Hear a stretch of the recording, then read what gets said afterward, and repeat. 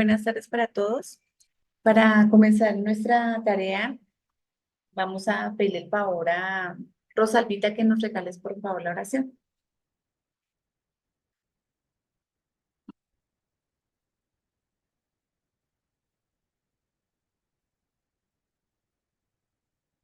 Muy buenas tardes para todos.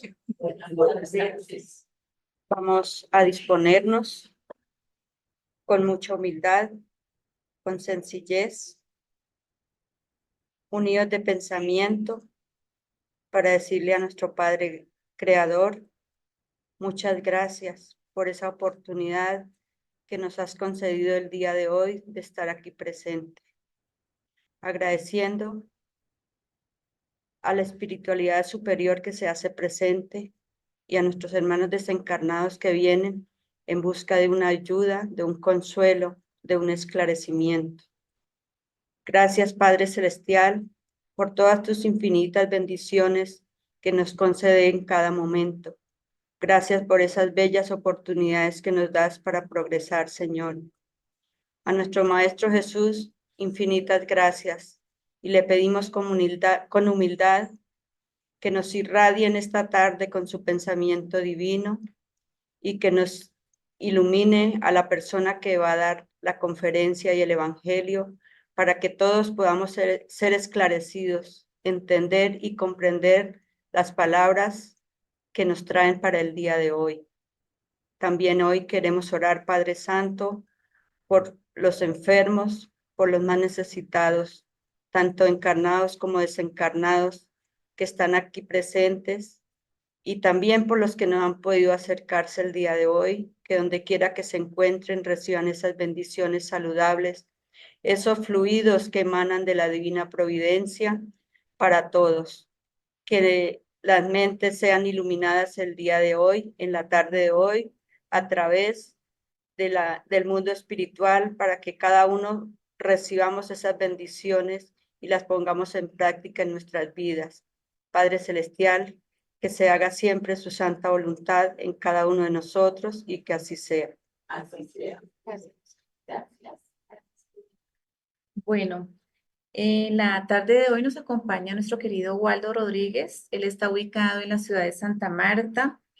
Él es el director de la Fundación Oasis de Amor y del Centro Espírita Francisco de Asís. Su profesión es psicólogo. Entonces vamos a comenzar la tarea en la tarde de hoy. Muy buenas tardes para todos mis amigos del Centro Espírita Rutas de Luz en la ciudad de Bogotá, de parte del Centro de Estudios Espíritas Francisco de Asís. Reciban nuestros votos de mucha paz, un abrazo fraternal para todos, los anfitriones, los que están organizando cada encuentro, cada conferencia, cada estudio. Hoy se me solicita que comparta con ustedes esta conferencia sobre el equilibrio interior navegando entre la autoestima y el ego. Antes, precisamente, de poder abordar la temática en específico de la diferenciación entre el autoestima, el ego, el yo, conviene que nosotros nos acerquemos a los diferentes postulados, principios y teorías que propone la psicología, principalmente la psicología analítica o psicoanálisis derivada de los conceptos de Sigmund Freud. Y luego nos vamos a aproximar, lógicamente, a los postulados que la doctrina espírita nos enseña. Entonces, este tema del equilibrio interior, en esa navegación que nosotros debemos hacer entre la autoestima y el ego, conviene remitirnos inicialmente a los conceptos de Sigmund Freud, donde él inicialmente habla de que existe un aparato psíquico, que es la primera tópica que él nos enseña o aborda, y es sobre la idea es que la mente, la psiquis, está constituida por tres partes esenciales: el inconsciente, el preconsciente y el consciente, que tienen en sí una energética profunda de carácter sexual, lógicamente, y con el espiritismo entendemos que por el hecho de nosotros ser espíritus, por definirnos como principio inteligente del universo, participamos como co-creadores de Dios en el universo. Entonces la energética sexual permite, de alguna forma, co-crear con Dios en el universo. Para Sigmund Freud, esta parte es muy importante y luego es depurada en su visión más profunda por su alumno destacado, Carl Gustav Jung. Entonces, desde el punto de vista de la concepción freudiana, el inconsciente es atemporal. No existe pasado, no existe presente, ni existe futuro. Desde el punto de vista en que nosotros los entendemos. Cuando es atemporal, quiere decir que todo se encierra en una energética profunda llamada presente. ¿Eh? El pasado y el futuro se configuran en una sola realidad y esa realidad es el ahora. Y eso se entiende aún más con los postulados espíritas también, cuando nos dicen que nosotros hoy somos el resultado de nuestras experiencias anteriores y que mañana seremos la resultante de lo que estamos realizando hoy. Por eso, lo más importante para vivir, para experimentar, es el ahora, es el presente.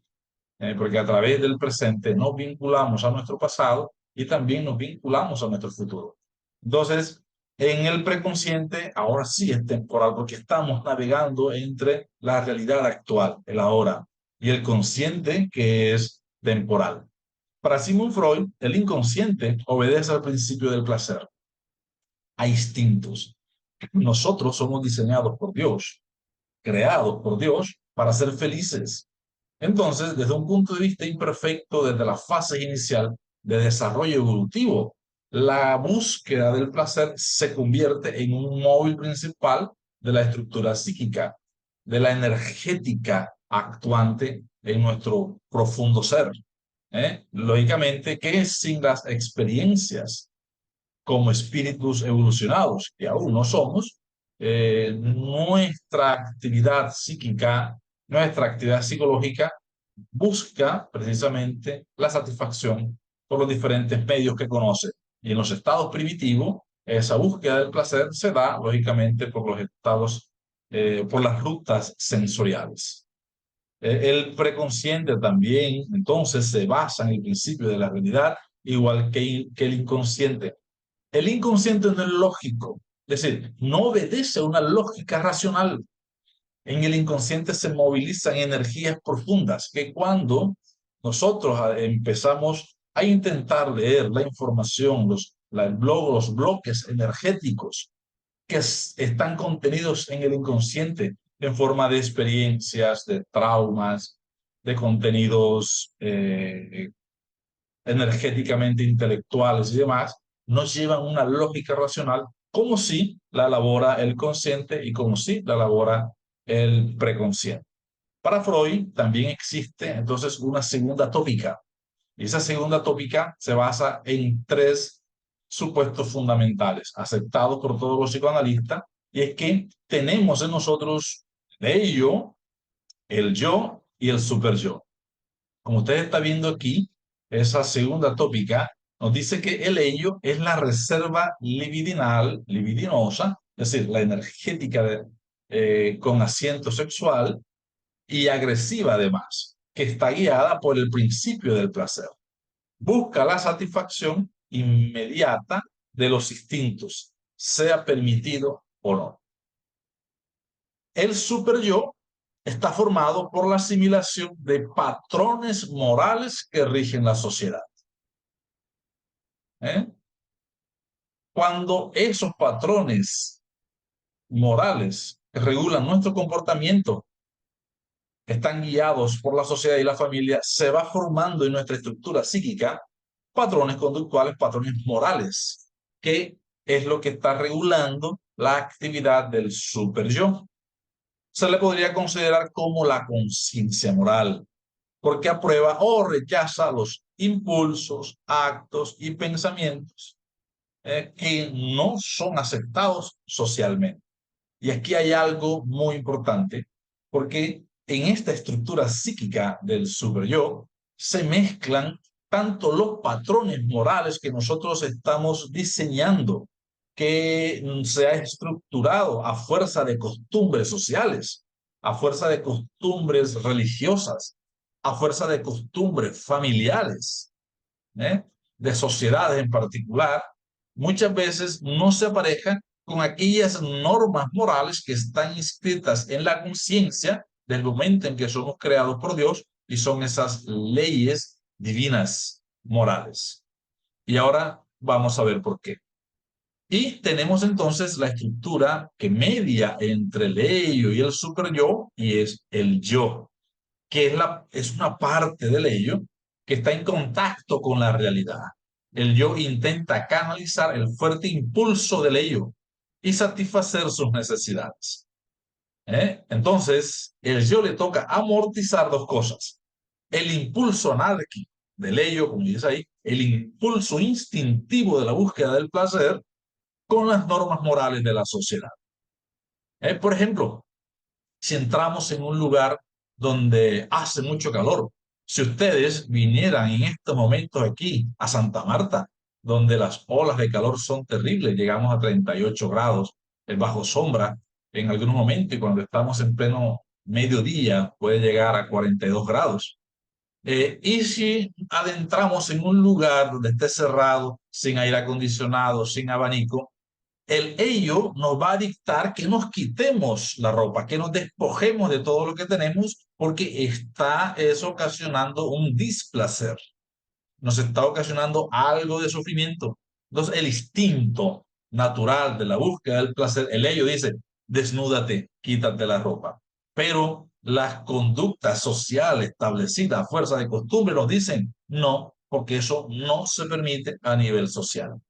No se puede quitar la ropa en lugares públicos, por ejemplo. Incluso en la casa, no en todo lugar, no podemos quitar la ropa. Entonces ahí el yo tiene que mediar entre el impulso del ello, que dice: quítate la ropa para que sientas más fresco, y el super yo que dice: no, porque no es permitido socialmente. Entonces el yo está mediando entre esas dos realidades, entre esas dos dictámenes que nos están realizando dos fuerzas psíquicas, y en un momento es donde el principio de la realidad decide: el yo no me quito la ropa, busco un abanico de papel, de cartón, busco un aire acondicionado, salgo del sitio, busco otras estrategias para mediar entre los dos, ¿verdad? Y poder actuar conforme las normas sociales ya han sido establecidas. Entonces, fíjense la angustia constante en que el yo permanece, porque muchas veces nosotros, ahí existen situaciones que instintivamente nosotros estamos rechazando, porque estamos en la búsqueda del placer, y el super yo que nos dice: aguanta. Por ejemplo, hay una cosa que generalmente, incluso en el medio espírita, hemos comprendido un tanto diferente y a veces de forma muy radical: el concepto de el aguantar al otro. Hemos visto, por ejemplo, parejas que ya no se toleran mutuamente. Ella aguantando de forma extrahumana, quizá, extrahumana entre comillas, de forma exagerada, los ataques, la agresión, de la violencia de su pareja, hombre. Y entonces muchas veces decimos: le toca aguantar porque ha sido su elección.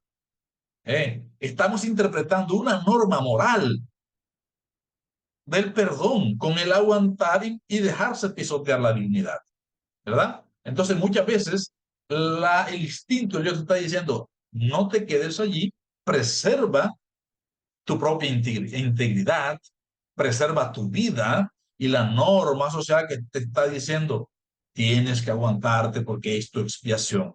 Entonces el yo media entre ellos. ¿Cuál de las dos realidades será? No hay una verdad absoluta en términos de la psique, de la psiquis. Y ahorita vamos a darnos cuenta qué significa trascender al ego.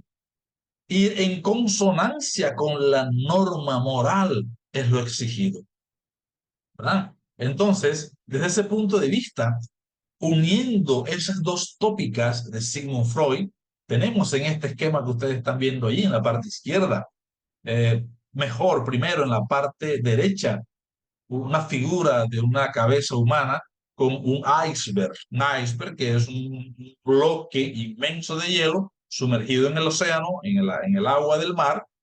Generalmente, dicen los expertos, que solamente el 10% que se ve por hacia arriba de la superficie del mar es la realidad de lo que está contenido dentro. Así más o menos nos señalan los teóricos de la psicología psicoanalítica que vendría a ser la estructura psíquica.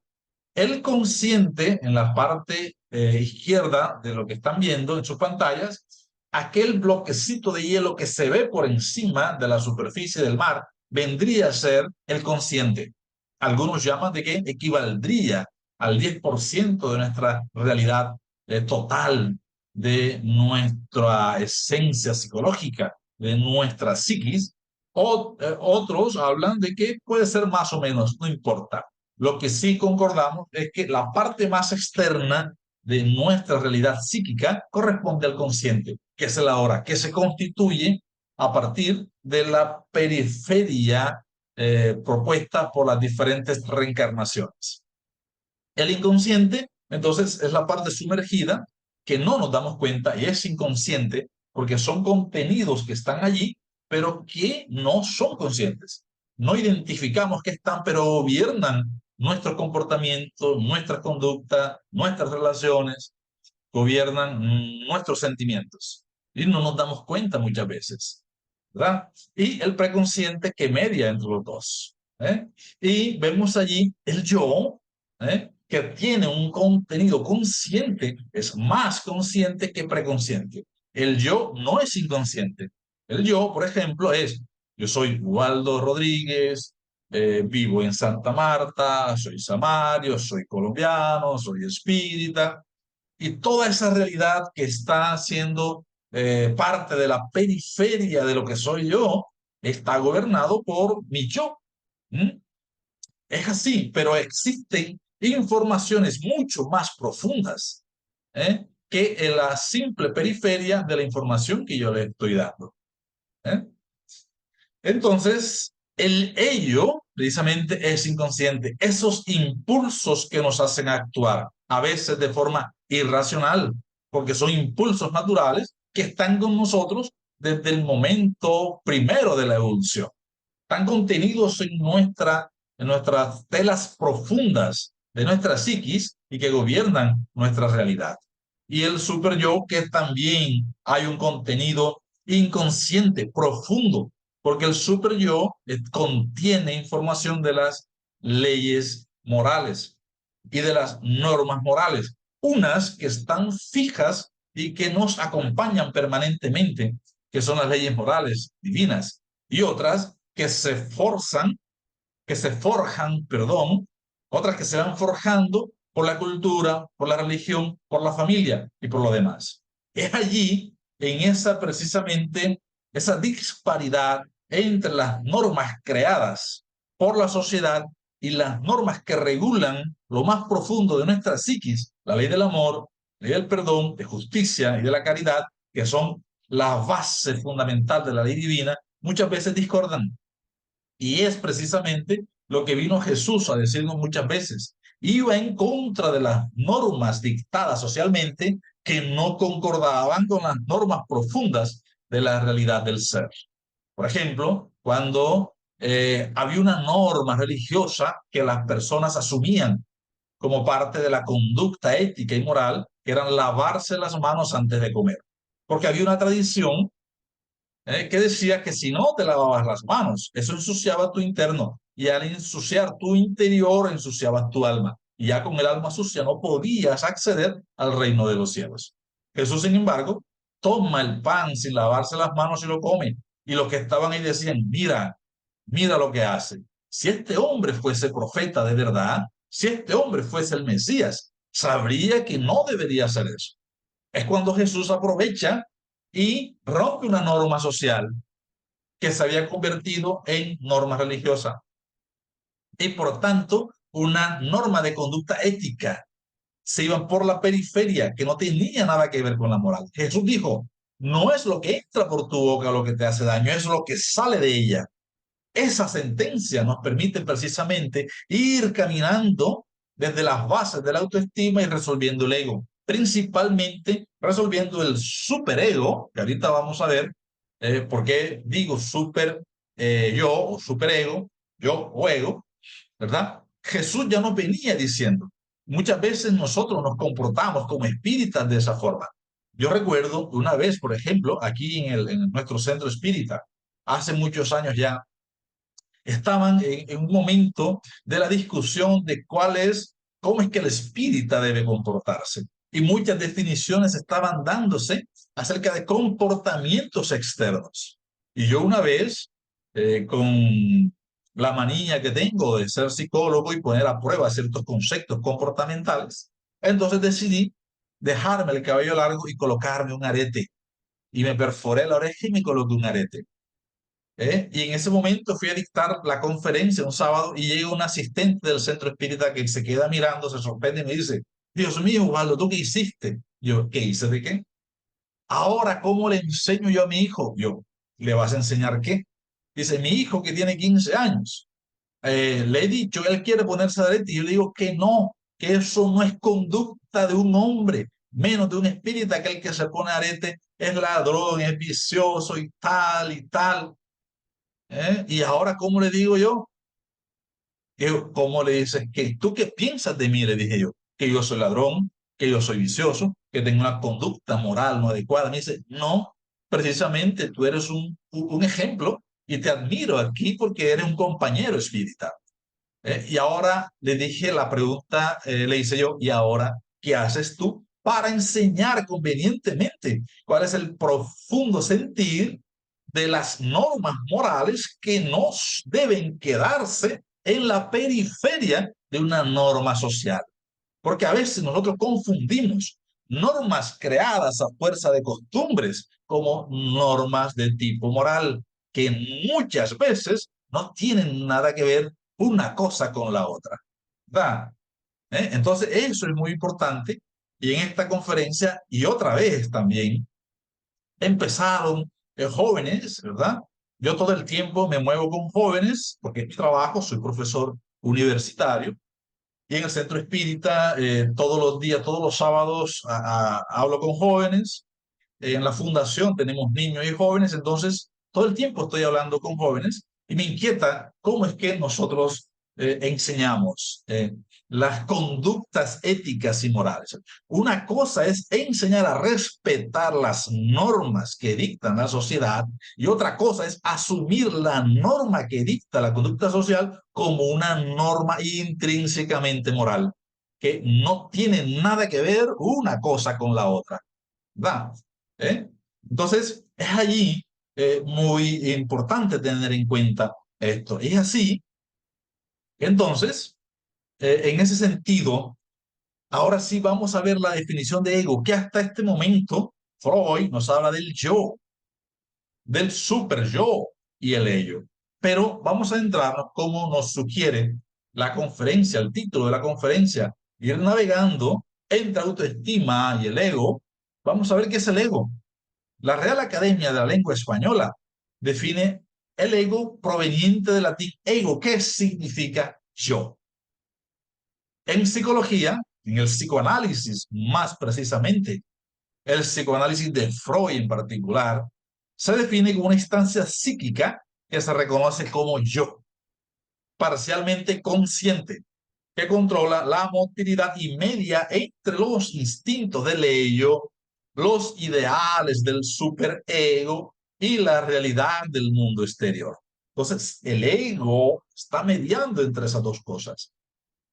Con el surgimiento de la obra de psicología de Juana de Ángelis, psicografiada por Divaldo, ella trae a la discusión de los conceptos espíritas, uniendo psiquiatría, psicología, psicoanálisis con espiritismo. Y se menciona mucho la palabra ego. Y hemos a veces entendido, y se ha tenido una idea incluso predominante también entre muchos psicólogos, no psicoanalistas, que el ego es malo, que el ego tiene que vencerse. El ego no tiene nada de negativo. El ego es una instancia psíquica que hace parte de nuestra realidad, pero hay que trascenderlo, claro que sí. Y ya lo vamos a ver por qué. Entonces, también en el común, ego es acumulado, es entendido como exceso de autoestima. También es esa otra definición que va hacia una idea entonces de egoísmo, que no necesariamente tiene que ver con ego como una instancia psíquica, porque es el yo. Y autoestima entonces es considerada o definida por la Real Academia de la Lengua Española como valoración generalmente positiva de sí mismo, ¿verdad? Entonces, desde ese punto de vista, ego es igual a yo. Mi ego soy yo. Y muchas veces la angustia consiste del ego, en que como todavía no tenemos la experiencia superior de navegar intrínsecamente en las normas morales en su exacto esplendor, porque todavía nuestro superego, super yo, está construido y atendemos más a las consideraciones éticas, morales, productos de preconceptos sociales, culturales, religiosos. Entonces, el yo, el ego, entra en un conflicto enorme, porque nosotros fuimos creados para la felicidad, pero muchas veces entendemos por nuestro estado evolutivo inferior que la felicidad es placer, y estamos en constante búsqueda de los placeres fisiológicos porque no hemos alcanzado todavía a apreciar el valor del placer espiritual, que es la ruta misma de la felicidad. Entonces, ego versus egoísmo. El ego, hemos dicho, es el yo, media entre los instintos del ello, los ideales del superego y la realidad del mundo exterior. Egoísmo es inmoderado y excesivo amor a sí mismo, que hace atender desmedidamente al propio interés sin cuidarse de los demás. ¿Vemos la diferencia entonces entre ego y egoísmo? Ego no es egoísmo. Ego no es necesariamente amor propio. Ego es la instancia psíquica que media entre dos realidades, que está constantemente en nosotros. Muchas veces nosotros no tenemos amor propio. Entonces, ¿será que no tenemos ego? Pues claro que tenemos ego. No existe nadie que no tenga ego. ¿Por qué? Es una instancia psíquica natural que está en nosotros presente. Lo que hay es que trascenderlo, ¿verdad? Entonces, en ese sentido, ¿cómo trascender a ese ego? ¿Cómo ir más allá de el simple ejercicio de nuestra realidad en la periferia de nuestra existencia y no ir hacia lo más profundo de nuestra esencia? ¿Cómo trascenderlo? Y ahí viene entonces la propuesta espírita, que es maravillosa, ¿verdad? Entonces, Carl Gustav Jung establece una tópica diferente de la psiquis, diferente a Sigmund Freud. Y como ustedes ven allí, tenemos a la persona, ¿verdad? Y al ego funcionando precisamente en una fuerza y en una dirección que va hacia el self. El self, que no es más que la realidad profunda de nuestra psiquis, el alma, el espíritu en su esencia pura. Pero para dominar al self en su profundidad, tenemos entonces que ensanchar esa fuerza psíquica superior, y en la medida en que ensanchamos esa fuerza psíquica superior, vamos ensanchando el superego, que ahora para Carl Gustav Jung ya no es necesariamente superego, sino que es el self, y por tanto se va ensanchando menos el ego. Y vamos adentrándonos y vamos conquistando las leyes morales, principalmente la ley del amor en todo su esplendor, ¿verdad? Y es así, entonces, trascender al ego es amarse a sí mismo en procura de la ley de Dios que está inscrita en la conciencia. Así es, mis queridos amigos, que Jesús propuso: ama a Dios sobre todas las cosas y al prójimo como a ti mismo. Pero para amarnos a nosotros mismos, tenemos que identificarnos con lo que somos. Tenemos que conocernos a nosotros mismos. Trascender al ego es conocernos en nuestra realidad profunda, porque el ego es superficial. El ego todavía no se encuentra navegando en los aguas más profundas de la psiquis, donde están los elementos inconscientes. Allí la realidad es atemporal y espacial. Por eso nuestro pasado nos persigue, porque lo que hoy somos es el producto de lo que hicimos ayer y mañana seremos en consecuencia de lo que estamos sembrando hoy. En ese sentido, el pasado está presente, porque hoy soy lo que hice en el ayer, lo que sembré en el ayer. Por eso, actuando en el ahora, modificamos las causas que quedaron presentes en el ayer y podemos hacer un nuevo fin, una nueva realidad de nuestra esencia. Y es así que el espiritismo, en la introducción 6 del Libro de los Espíritus, Allan Kardec establece cómo encontrar la regla universal de conducta en un principio muy hermoso, muy lindo, que además fue traducido también por el Maestro Jesús. Hagamos a los demás lo que quisiéramos que los demás hagan con nosotros, hicieran por nosotros, para nosotros. Actuando así, estaremos entonces en procura de ir venciendo el culto al egoísmo, el culto al yo, al a la exagerada y excesivo amor propio, ¿verdad? Cuando ocurre eso, entramos en una fase imperfecta que es el egoísmo. Ego y egoísmo están casi cerca precisamente porque el ego, la estructura psíquica del yo, y cuando soy yo, segundo yo, tercero yo, estoy entrando en una fase excesiva de imperfección y me anclo al egoísmo. Pero el yo, al reconocerme como soy, actuando en principio del superego, escuchando las normas, las leyes que están inscritas en la conciencia, voy uniéndome, ligándome a esas normas sociales y por tanto voy dejando el egoísmo porque entenderé que amando a Dios sobre todas las cosas y al prójimo como a mí mismo es la regla de conducta. Y cuando empezamos a amarnos a nosotros mismos con equilibrio, estamos en la ruta de la autoestima ideal.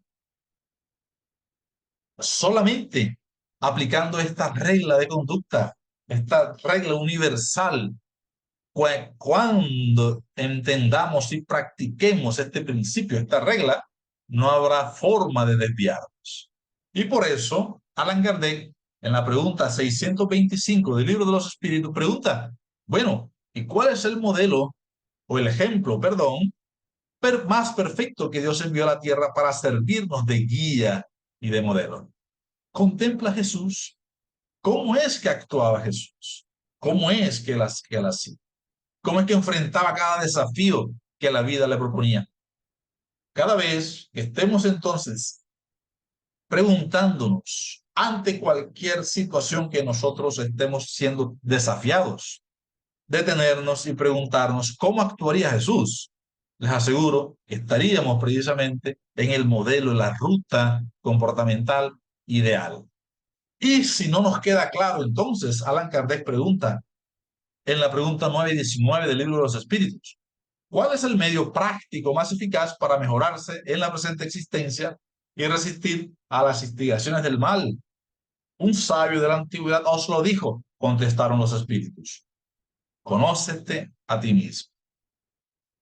Sin el conocimiento de nosotros mismos no podemos amarnos. Sin amarnos a nosotros mismos no podemos tener autoestima, un equilibrio. Sin esa autoestima necesaria no podemos amar a nuestro prójimo. Y sin amar a nuestro prójimo no podemos amar a Dios. Y si no amamos a Dios, no estamos cumpliendo con la ley. Y al no cumplir con la ley, entonces estamos anclados en la periferia de nuestra realidad psíquica. Y por tanto, esa periferia de la realidad psíquica es fundamentalmente ego, ello, superego, super yo en las formas sociales, las normas que dictan la sociedad. Nos quedamos en la periferia. Por eso la ruta de navegación para la autoestima es el conocimiento de nosotros mismos. Si no te aprendes a conocer, no habrá forma de llegar a un estado de evolución perfecta. No habrá forma. Vendrán las reencarnaciones sucesivas a fuerza de dolor y sufrimiento hasta que aprendamos a crecer por amor. Y el amor, en esa trilogía que Jesús nos enseñó y que el espiritismo siempre nos recuerda. Amarse a sí mismo es tener una adecuada autoestima. Y para amarnos tenemos que conocernos. Esa es la principal propuesta del espiritismo. Por eso, nuestras vidas se encuentran a veces en un equilibrio aparente. Estamos todavía en esa inercia donde hay fuerzas restrictivas y fuerzas impulsoras que todos tenemos, pero que muchas veces se anulan y estamos allí. Entonces decimos, es que no soy mala gente, pero no le hago bien a nadie. Entonces no sirve, porque no basta con no hacer el mal, es necesario hacer el bien. No basta decir, yo soy bueno, hace falta amar y hacer el bien, la caridad, el amor, el perdón y todo lo que de ello deriva. No es solamente estudiar el espiritismo, ir a recibir conferencias, es aplicar los postulados del espiritismo en beneficio de nuestro prójimo más necesitado. No hay otra ruta. Y así estaremos nosotros entonces haciendo que las fuerzas restrictivas sean menores y las fuerzas impulsoras sean mayores, hasta que podamos lograr un avance significativo constante hacia arriba a cada momento, hasta que ese yo real vaya cada vez en ese proceso continuo, yendo hacia el yo ideal. Y ese yo ideal está fundamentado en la norma conductual, en el ejemplo de conducta que Jesús nos vino a enseñar.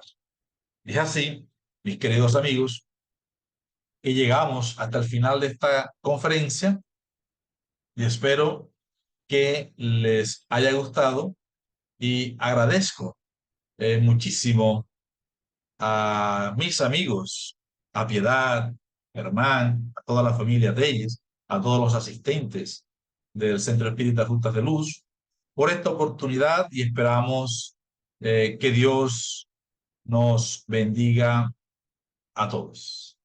Muchísima paz. Bueno, agradecemos a nuestro querido Waldo por esa conferencia tan esclarecedora, ¿no? Y sobre todo empezar a trabajar lo que él decía en superar ese ego, en convertirlo en virtudes, ¿no? Ir trabajando esas deficiencias que tenemos como seres humanos y empezar a cultivar más las virtudes.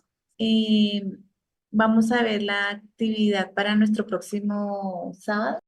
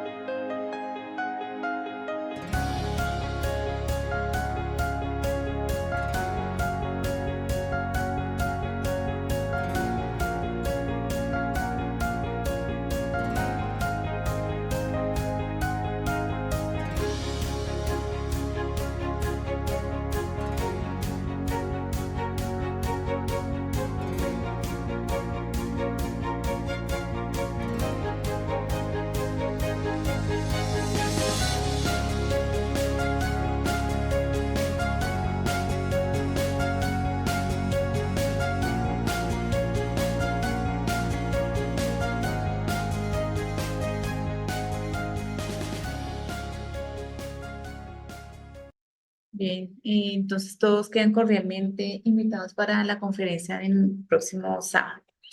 Vamos a cerrar la actividad en la tarde de hoy y vamos a disponer nuestros pensamientos en uno solo para agradecer al Padre Celestial por este hermoso momento que nos ha dado en la tarde de hoy, unificando nuestros pensamientos hacia aquellos lugares donde hay la hambruna, el dolor, el sufrimiento, la angustia, para que en estos lugares el pensamiento hermoso de nuestro Padre Celestial se plasme en esos lugares, dando la fortaleza, el consuelo que cada uno de estos hermanos que se encuentran en estas situaciones tan difíciles, aquellos países que están viviendo pruebas muy duras, los envolvemos en nuestros sentimientos de mucho amor. Agradecemos al Maestro Jesús por darnos siempre ese cariño, ese amor, por ser ese director de esta casa espírita, donde con los espíritus superiores, los espíritus puros, siempre están atentos a socorrer a aquellos seres que se encuentran en situaciones muy dolorosas y muy difíciles.